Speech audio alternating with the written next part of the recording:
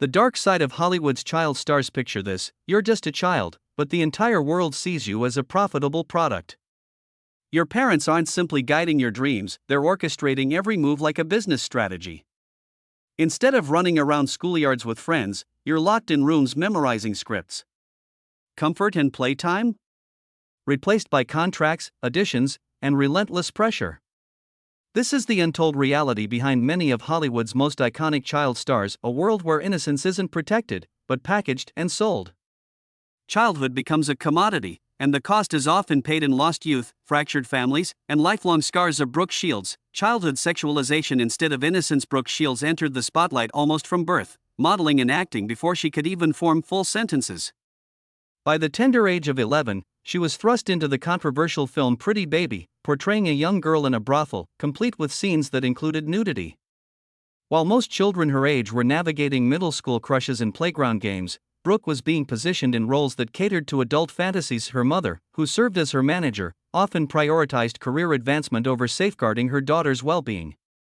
Shields has openly reflected on how the industry commodified her youth and body, turning her into a symbol of premature sensuality. It wasn't just one film, it was a broader system that exploited her innocence as a marketing tool. Years later, in documentaries and interviews, she has described surviving this era while grappling with the long-term effects of being sexualized so publicly and so young. Drew Barrymore, partying and pressure far too soon. Drew Barrymore's fame didn't build gradually, it detonated. She appeared on screen as an infant, and by age 7, she was starring in E.T. the Extraterrestrial. But the glitz came with a heavy price.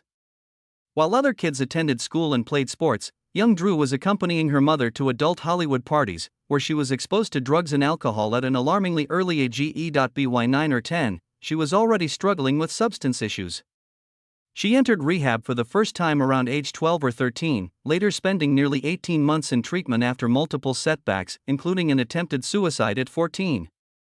Her story highlights how child stardom can transform into a public circus, with adults treating vulnerable talent as disposable entertainment rather than children desperately needing boundaries and protection.